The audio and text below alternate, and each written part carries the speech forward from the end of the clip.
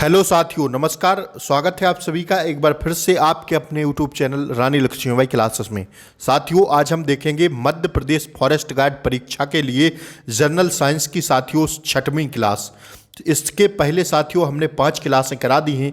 अगर आप लोगों ने इन 5 क्लासों को नहीं देखा है तो मैं लिंक को इसी क्लास के नीचे डिस्क्रिप्शन बॉक्स में पिन कर दूंगा, आप लोग वहां से देख सकते हैं। साथियों, पहला प्रश्न आपकी स्क्रीन पर ये रहा, देखिए, आंसर देने का प्रयास कीजिए साथियों, क्योंकि एग्जाम आपको देना है साथियों। और टारगेट करके जरूर बताया करिए कि 20 में से आज आपका टारगेट कितना हुआ है। भले 10 टारगेट हो साथियों, लेकिन आपको टारगेट जरूर करना है। 9 ही टारगेट हो साथियों, आप 9 ही क्वेश्चन कर पाए 20 में से, लेकिन कमेंट बॉक्स में जरूर बताया करिए साथियों कि आज हमारा इतना सही हुआ है। ठीक है, पहला प्रश्न साथियों ये रहा आपकी स्क्रीन पर, देखिए, जब हम एक पानी से भरी एक बाल्टी को उठाते हैं साथियों, तो वस्तु पर कार्यरत बल होता है। कौन सा बल होता है साथियों वस्तु पर कार्यरत? घर्षण बल होगा? नहीं होगा साथियों, क्योंकि यहां पर कुछ घर्षण थोड़ी हो रहा है। ठीक है, घर्षण बल नहीं होगा साथियों। यहां पर होगा साथियों क्या, मैं आपको 2 ऑप्शंस और दिखा देता हूं, नीचे लगे हैं साथियों। देखिए, स्थिर वैद्युत बल भी नहीं होगा साथियों, इसमें ये भी गलत हो जाएगा। चुंबकीय बल भी नहीं होगा साथियों, इसमें होगा क्या साथियों? पेशीय बल। क्या होगा साथियों? जब हम एक बाल्टी को साथियों, भरी बाल्टी को पानी की भरी बाल्टी को ऊपर उठाते हैं तो उसमें साथियों क्या होता है? पेशीय बल लगता है। ध्यान रखिएगा, स्टार लगा के साथियों छाप लेना। यह क्वेश्चन साथियों कई एग्जाम में पूछा गया है, 2 बार साथियों आपकी वन रक्षक की परीक्षा में पूछा गया है, तो आप लोग इस क्वेश्चन को छाप लीजिएगा साथियों, छपेगा यह प्रश्न। ठीक है, आइए साथियों अब हम लोग दूसरा प्रश्न देखते हैं साथियों आज टारगेट अगर आप 10 क्वेश्चन भी करते हैं साथियों, तो आपका, मैं पक्का कहता हूं साथियों, आपका सिलेक्शन 100% होगा साइंस के से। साथियों, साइंस थोड़ा टफ पूछी जा रही है, ये मैं जानता हूं, तो आप लोग प्लीज साइंस पर अच्छे से फोकस करिए। साइंस के साथियों आप लोग न्यूमेरिकल लगाते रहिए लूसेंट से, या फिर साथियों जो भी आप लोग एनसीईआरटी वगैरह जो भी बुक रखे हों उससे आप लोग जो है लूसेंट के न्यूमेरिकल जरूर लगाया रखा करिए। ठीक है साथियों, जरूर लगाइए साथियों न्यूमेरिकल, क्योंकि न्यूमेरिकल से ही आपका सिलेक्शन होगा। 3 से 4 क्वेश्चन साथियों न्यूमेरिकल के फिजिक्स में हर रोज देखने को मिल रहे हैं। ठीक है, तो दूसरा प्रश्न आपकी स्क्रीन पर है, निम्नलिखित में से कौन सी बीमारी एक अप्रत्यक्ष रोग, वेक्टर बॉर्न डिसीज है? साथियों कौन सी बताना है? एक अप्रत्यक्ष रोग है, आपको बताना है हैजा, एड्स, मलेरिया या तपेदिक। ठीक है, तो इसका सही जवाब होगा साथियों ऑप्शन 3 मलेरिया। मलेरिया एक साथियों अप्रत्यक्ष रोग, वेक्टर बॉर्न डिसीज होता है। ध्यान रखिएगा, इसको छाप लेना साथियों, मच्छर डाल के और अप्रत्यक्ष रोग लिख लीजिएगा साथियों, यह एक अप्रत्यक्ष बीमारी है। ध्यान रखिएगा साथियों।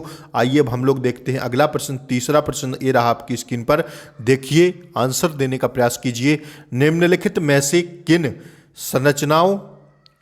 संरचनाओं के पास अगली पीढ़ी के लिए जानकारी होती है? क्या डीएनए के पास, आरएनए के पास, प्रोटीन के पास या नाभिक के पास? किसके पास साथियों अगली पीढ़ी के लिए जानकारी होती है? तो साथियों ध्यान रखिएगा डीएनए।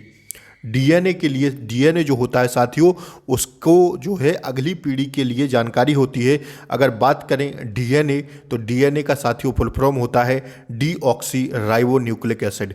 ठीक है, ध्यान रखिएगा, डीऑक्सी न्यूक्लिक अम्ल। ठीक है, डीऑक्सी न्यूक्लिक अम्ल, और साथियों आरएनए का होता है राइबो न्यूक्लिक अम्ल। ठीक है, ध्यान रखिएगा, इसको भी याद रखिएगा और आरएनए को भी याद रखिएगा साथियों, दोनों ही आपकी परीक्षा की दृष्टि से इंपॉर्टेंट हैं। ठीक है, कभी कभार तो फुल फॉर्म भी पूछ लिया जाता है। ठीक है, डीऑक्सी राइबो न्यूक्लिक अम्ल और राइबो न्यूक्लिक अम्ल, दोनों के फुल फॉर्म मैंने आपको बता दिए। आइए साथियों अब हम अगला प्रश्न देखते हैं, ये रहा आपकी स्क्रीन पर चौथा प्रश्न, मजबूत और गैर लचीला संयोजी ऊतक है। 4 ऑप्शंस आपके सामने लगे हुए हैं, बताना है मजबूत और गैर लचीला संयोजी ऊतक कौन सा होता है? तो साथियों वो होता है, ध्यान रखिएगा, ऑप्शन 3 इसका सही जवाब है हड्डी बोन। क्या साथियों, हड्डी बोन जो होता है वो साथियों मजबूत और गैर लचीला संयोजी ऊतक होता है। ध्यान रखिएगा दोस्तों, आपकी परीक्षा में आपको ऐसे ही प्रश्न देखने को मिलेंगे। ये मैं बार बार कह रहा हूँ, आप लोगों को इसी तरह की पढ़ाई करना है, तब जाके आप लोग वन रक्षक बन पाएंगे साथियों। और अब 22 मई से एग्जाम स्टार्ट है साथियों, तो आज 1 तारीख हो गई है। आप लोगों के लिए अब ज़्यादा समय नहीं बचा है, तो आप लोग मन से लग जाइएगा, ठीक है। 5वां प्रश्न ये रहा आपकी स्क्रीन पर, थोड़ा छोटा क्वेश्चन है, देखिएगा मैं पढ़ रहा हूँ। एक खेती योग्य क्षेत्र में अवांछित पौधा है, यह पोषक तत्वों, आश्रय और सूरज की रोशनी के लिए मुख्य फसल के साथ प्रतिस्पर्धा करता है। दोबारा सुनिए, एक खेती योग्य क्षेत्र में अवांछित पौधा है, यह पोषक तत्वों, आश्रय और सूरज की रोशनी के लिए मुख्य फसल के साथ प्रतिस्पर्धा करता है। तो वो कौन सा है बताना है, खरपतवार, या साथियों ऑप्शंस नीचे हैं, मैदानी कीट, भंडारण कीट या फसल, इनमें से बताना है साथियों क्या है। तो साथियों ध्यान रखिएगा, इसका सही जवाब हो जाएगा क्या साथियों, खरपतवार। ध्यान रखिएगा क्या हो जाएगा, खरपतवार इसका राइट आंसर है। आइए साथियों अगले क्वेश्चन पर हम लोग बढ़ते हैं, ये तीनों ऑप्शंस नहीं है। आइए 6वां प्रश्न देखिएगा आप लोग। हीलियम के 16 ग्राम के परमाणुओं की संख्या की गणना करें। ठीक है, हीलियम के 16 ग्राम परमाणुओं की जो है गणना करना है आप लोगों को। तो साथियों ये गणना जब हम करेंगे तो हो जाएगा इसका राइट आंसर। आप लोग सीधा याद रखिएगा कि इसका सही जवाब हो जाएगा साथियों 24.09 × 10⁻23। ठीक है, ऑप्शन ए इसका सही जवाब हो जाएगा। That's your answer, option first इसका सही जवाब है। आइए साथियों 7वां प्रश्न देखिए। एक परमाणु के नाभिक की खोज इनके द्वारा की गई थी, किनके द्वारा की गई थी।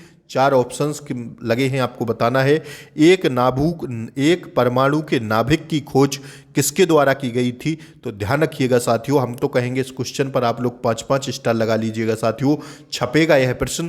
ध्यान रखिएगा साथियों, इसका सही जवाब हो जाएगा क्वेश्चन नंबर 7 का राइट आंसर हो जाएगा ऑप्शन थर्ड, रदरफोर्ड का स्वर्णपत्रीय प्रयोग। कौन सा साथियों, रदरफोर्ड का स्वर्णपत्रीय प्रयोग इसका करेक्ट आंसर है।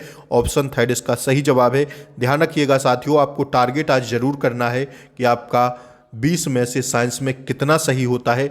हम तो कहेंगे साथियों आपका 10 भी सही हो जाता है तो आप लोग सिलेक्शन की ओर हैं साथियों।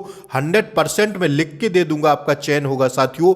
10 क्वेश्चन भी अगर आप इसमें करते हैं, और जीएस में साथियों आप 15 करते हैं, मैथ में साथियों 17 से 18 करते हैं, और साथियों हिंदी में तो मैं टारगेट करता हूं 20 में 20 का, 20 में 20 करवाऊंगा आपको साथियों। ध्यान रखिएगा, जिस तरह से मैं प्रीवियस ईयर पेपर से निकाल के आप लोगों की प्रैक्टिस करा रहा हूं, आप लोग प्रैक्टिस करते जाइए। और मैं ये नहीं कहूंगा, आप लोग अपनी जो भी बुक्स आप लोग रखे हों उनसे पढ़िए खूब मन से, ठीक है, और मेरे साथ आप लोग प्रैक्टिस करते चलिए, आपका चयन जरूर होगा साथियों। ध्यान रखिएगा, जंग का रासायनिक सूत्र आपसे पूछा है तो साथियों स्टार लगा लेना इस क्वेश्चन पर। जैसे ही मैं बोलता हूं आप लोग स्टार लगाया करिए साथियों, क्योंकि ऐसे ही क्वेश्चन आपको आपकी परीक्षा में देखने को मिलेंगे।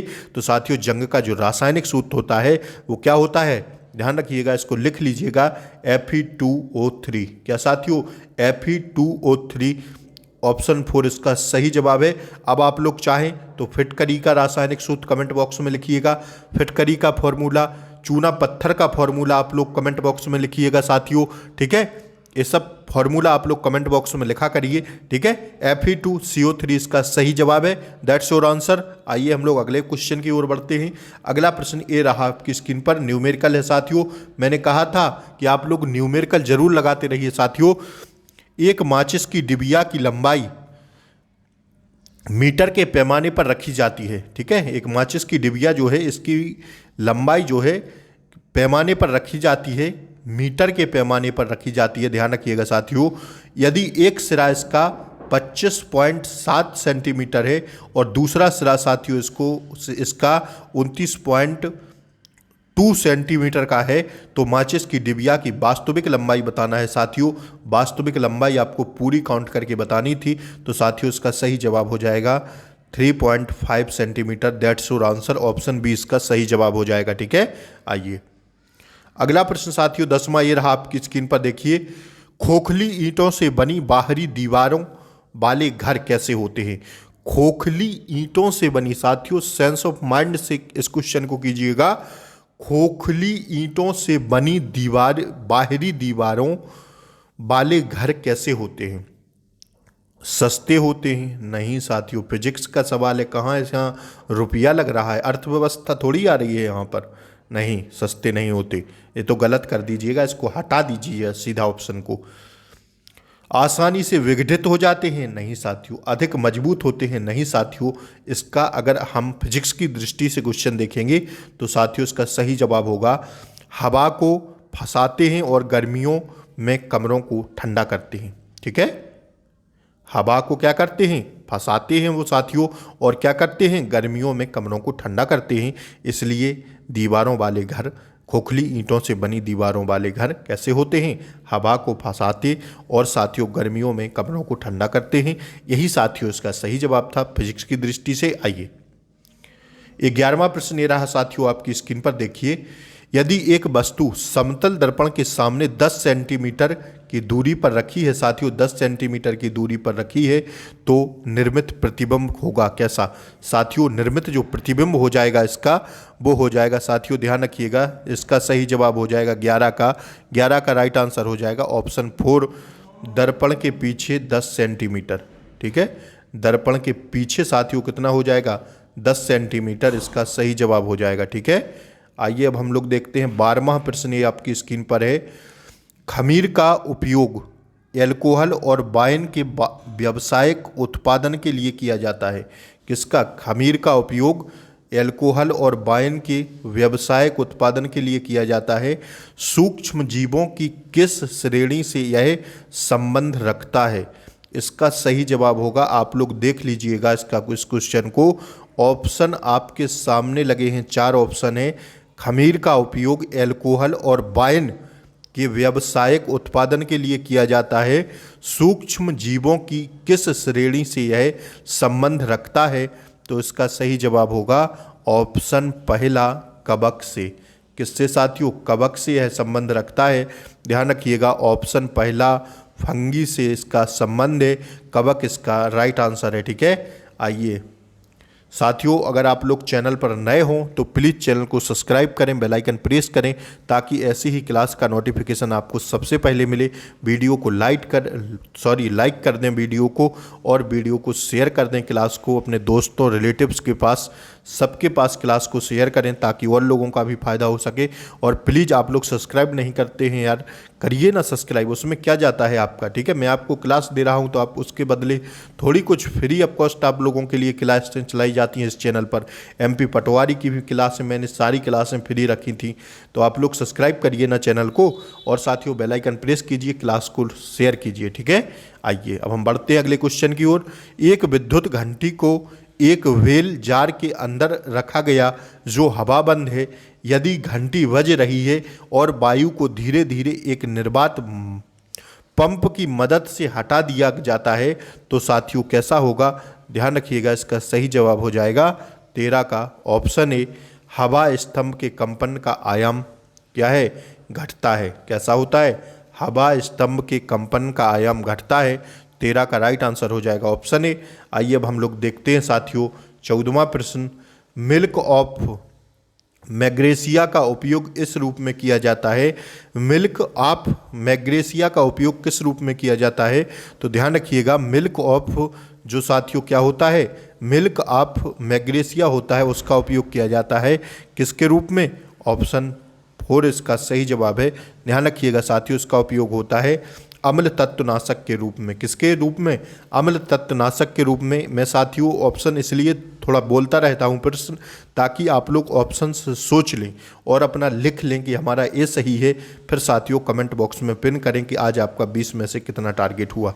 ठीक है, आइए 15वां प्रश्न ये रहा आपकी स्क्रीन पर। भूकंप क्षेत्र में किस प्रकार की इमारतें अधिक सुरक्षा प्रदान करती हैं? भूकंप क्षेत्र में किस प्रकार की इमारतें अधिक सुरक्षा प्रदान करती हैं? तो ध्यान रखिएगा, इसका सही जवाब हो जाएगा भूकंप रोधी इमारतें। कौन सी इमारतें? भूकंप रोधी इमारतें साथियों भूकंप क्षेत्र में अधिक सुरक्षा प्रदान करती हैं, भूकंप रोधी इमारतें। ठीक है, आइए बढ़िए साथियों अगले क्वेश्चन की ओर। 16वां प्रश्न ये रहा आपकी स्क्रीन पर। निम्नलिखित में से कौन सा एक रासायनिक परिवर्तन है?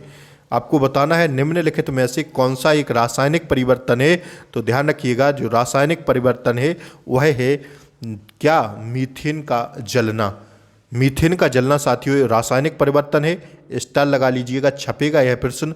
मीथेन का जलना एक रासायनिक परिवर्तन है। ठीक है, आइए देखिए 17वां प्रश्न ये रहा साथियों आपकी स्क्रीन पर। निम्नलिखित में से कौन सा टेस्टर कम संवेदनशील होता है? कौन सा टेस्टर आपको बताना है कम संवेदनशील होता है?